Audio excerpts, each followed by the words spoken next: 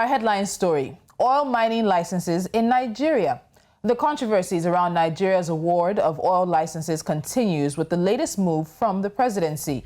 A competitive process involving international players, it can end up as a partnership with indigenous players.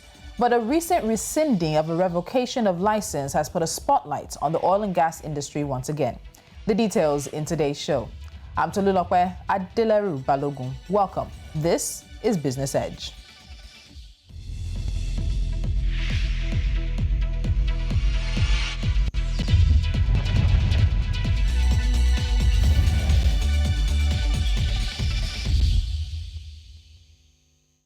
Oil mining licenses, OML as they're also known, are one of the two types of licenses issued to oil producers in Nigeria. They have a validity that ranges from 5 to 20 years respectively.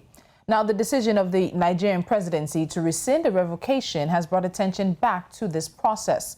The presidency restored 4 oil field licenses to Addax, a company controlled by China's Sinopec, overruling a previous revocation from the country's petroleum regulator. This comes barely 3 weeks after the Department of Petroleum Resources rescinded them.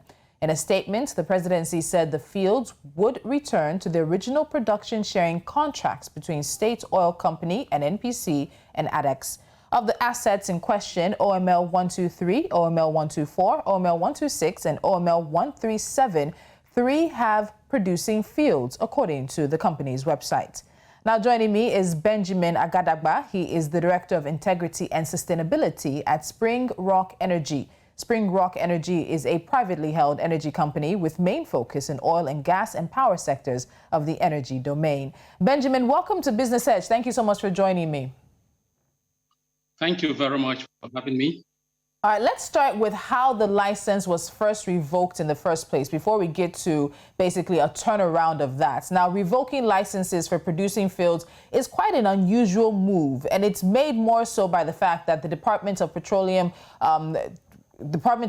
Regulation, which is the regulatory authority, really actually re-awarded the fields almost immediately to other companies that include Castech Engineering Limited and Silvac Petroleum Resources. So what were the reasons given by the DPR for the revocation of Addax's license initially?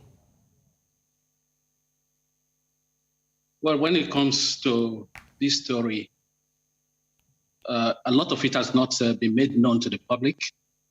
But normally, before such a thing is done, one would have expected that there has been a lot of dialogue between the DPR and the operator of those OMLs. So what went on behind the scenes, we don't really know, because for licenses to be revoked, I expect that there would have been a lot of discussions, a lot of backward and forward between the DPR and the operator to know why they are not performing before a decision is made. So the way it came about raises a lot of questions. That's right.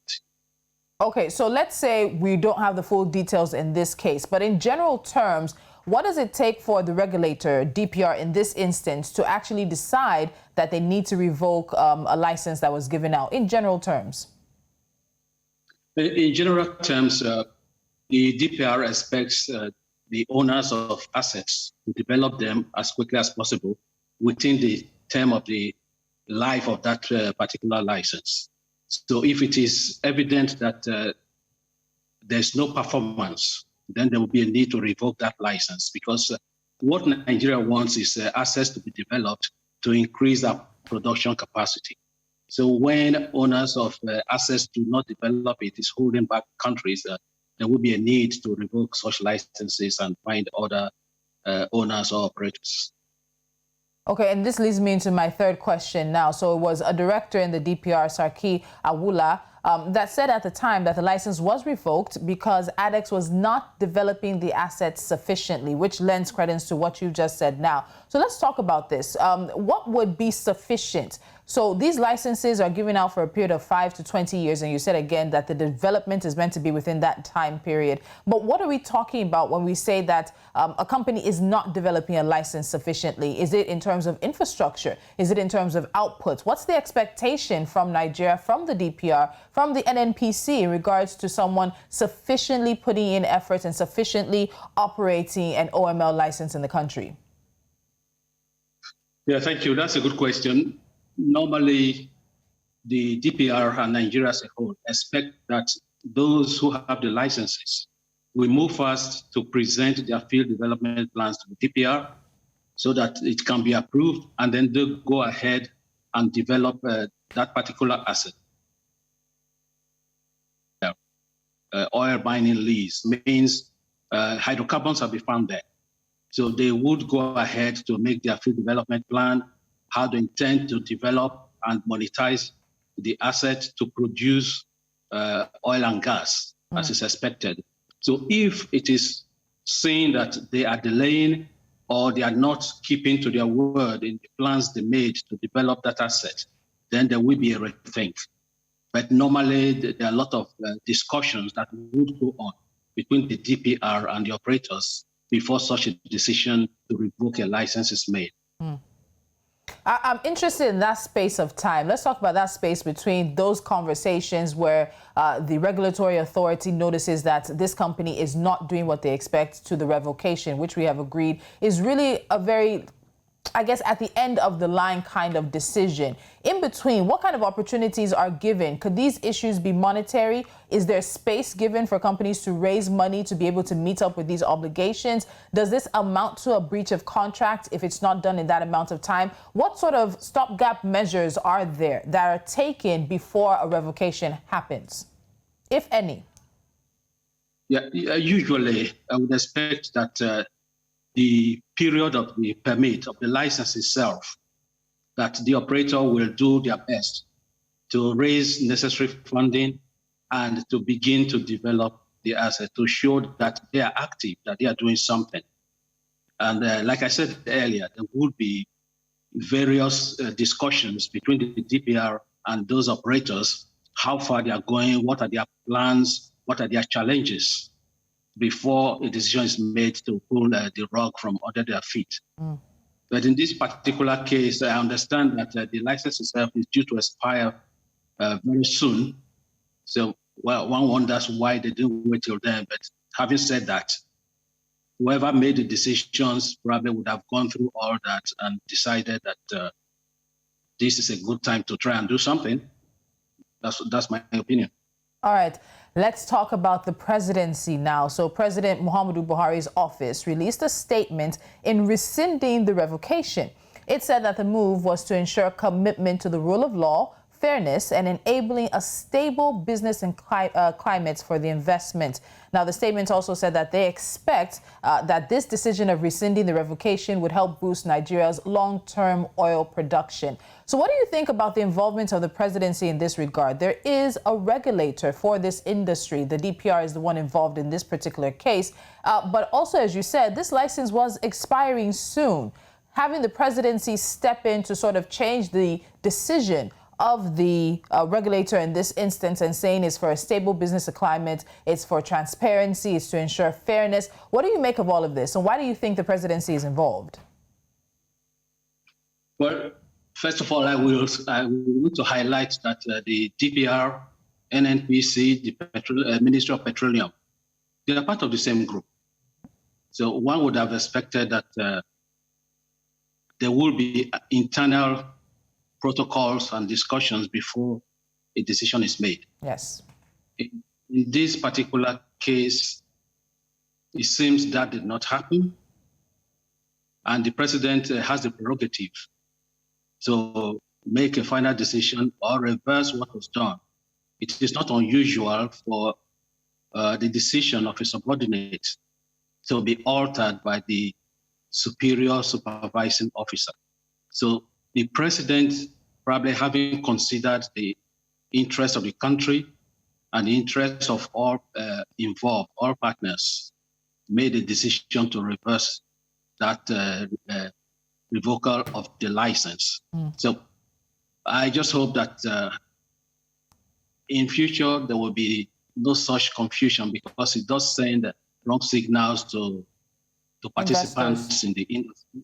It does send confusing signals that they would in-house sort it out before a final and sustainable decision is made. But I believe the president, having considered all things involved, including the investment climate and the best interest of the country, made the decision to say, hey, let's go back on this. Let's do things in a way. Even if you are doing the right thing, there are times where there is an appearance of suspicion. So such things need to be avoided so that there is transparency and fairness to all concerned. Very true. And as you said, doing the right thing the wrong way and sometimes at the wrong time could actually lead to more issues. Benjamin, we're going to go on a quick break now, but for you and the audience, here are some numbers I want you to hold on to. 37.2 billion, 45 and $1.5 billion. I'll tell you what they mean and what they have to do with this conversation when we come back. This is Business Edge.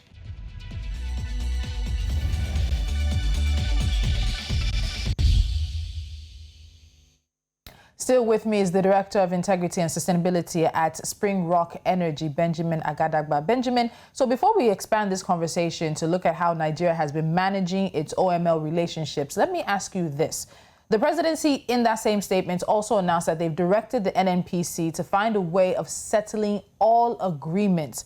What do you expect to happen in this regard? What agreements are we talking about? Is this only in relation to the Addax situation, or does it go further to talk about some of the other possible relationships that are in contention?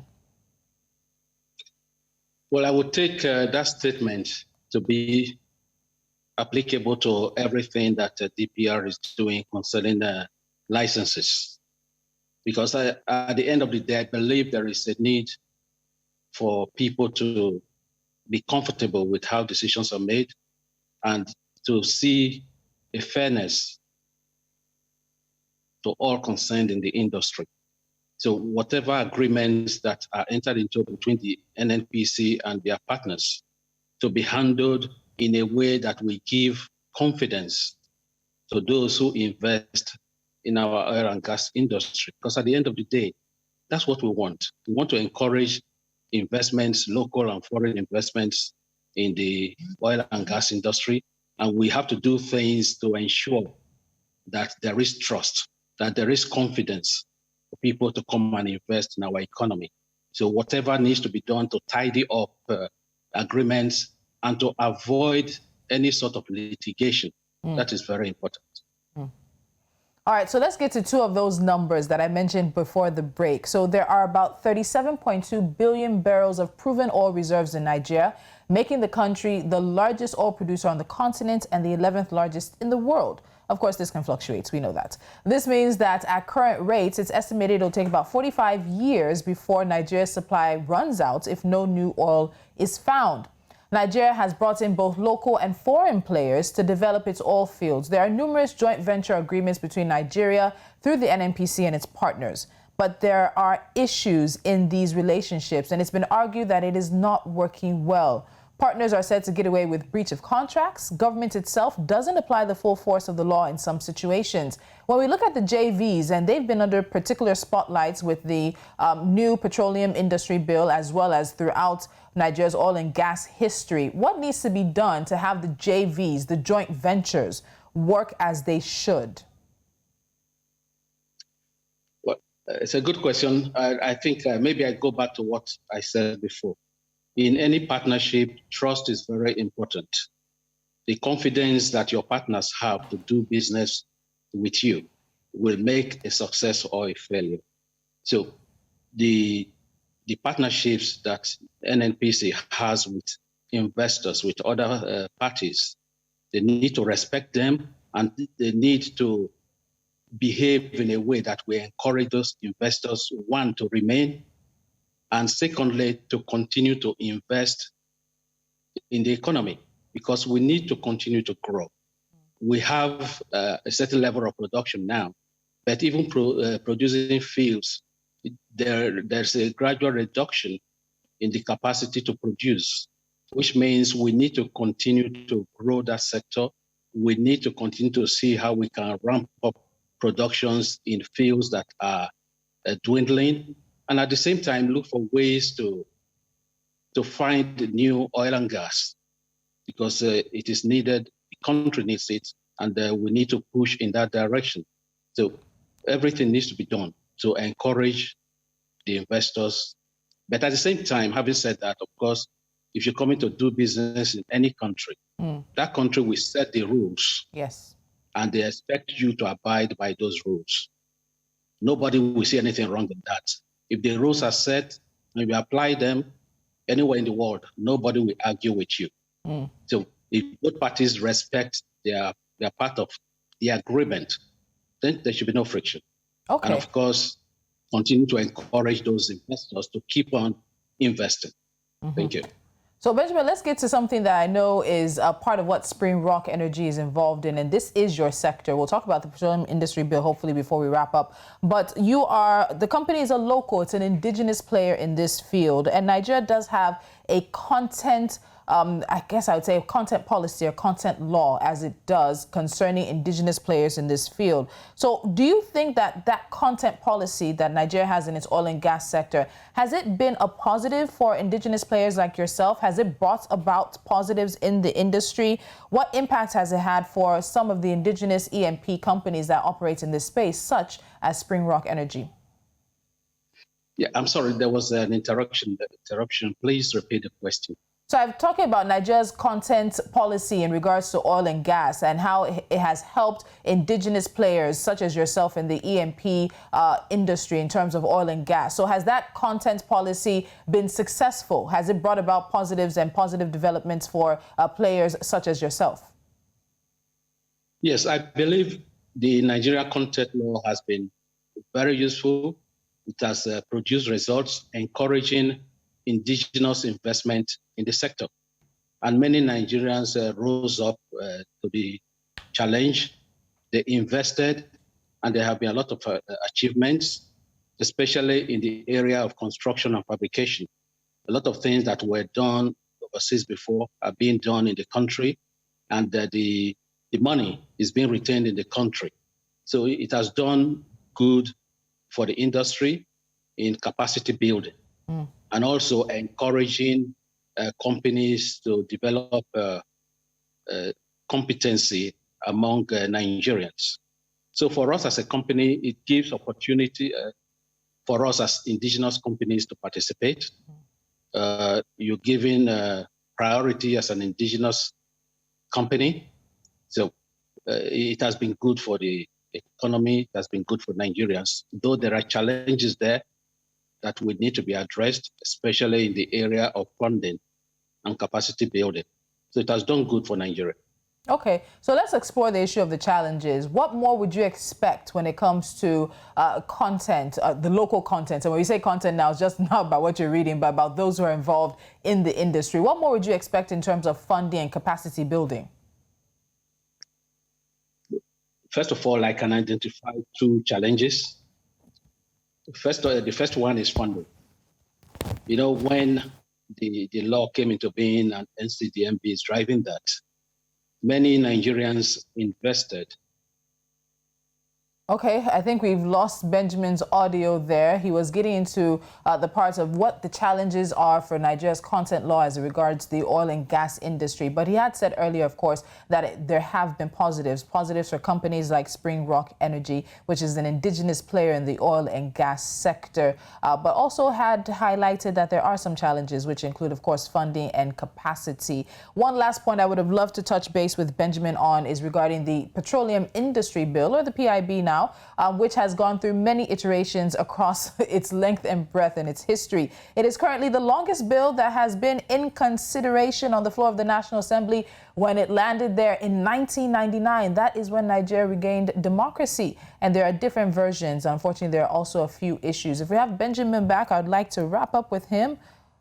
Okay, but I think we won't be able to get him back. But we will have this conversation continuing with Spring Rock Energy at another time, also looking at some of the updates from the PIB, which is up for adjustments again. And one of the sticky issues has been what local communities will benefit from the bill. And right now, it seems the local communities feel that the idea that their benefit is left up to the decision of the international oil companies, the oil majors, is not sitting well with them. And if you remember when we had this last conversation, there was actually a ruckus in Nigeria's National Assembly, and it became physical because of this issue. But Benjamin Agadagba, he may not be with me, but he can definitely hear me. I want to say a very big thank you to you for joining me on Business Edge today. All right, guys, we'll be wrapping things up, and we do that with nothing else but NC4 to watch, which lets you know the shows and rather the stories we're keeping our eyes on. We head to East Africa, where Kenya's foreign exchange reserves has risen for the third consecutive week to about $7.73 billion as of the 22nd of April, from $7.66 billion a week earlier. Now, according to the Central Bank of Kenya, the reserves are sufficient to cover 4.75 months of imports, above the statutory requirements of at least 4 months of import cover and above the East African Community requirements of at least 4.5 months of import cover. The World Bank reports that Nigeria spends 568.5 billion naira, or about $1.5 billion annually, to fund electricity tariff shortfalls. According to the Global Financial Institution, this amount could further increase if the country fails to take the right action. However, the special advisor to the president on infrastructure, Ahmad Rufai Zakari, has denied the claims of the institution, saying it is inaccurate to make a blanket statement that 78% of Nigerians have less than 12 hours of daily access to electricity. Staying in West Africa, Ghana's stock exchange is expected to continue its recovery throughout the year, as rebounding in trade activities during the first quarter has led to double growth in turnover compared to the same period the previous year.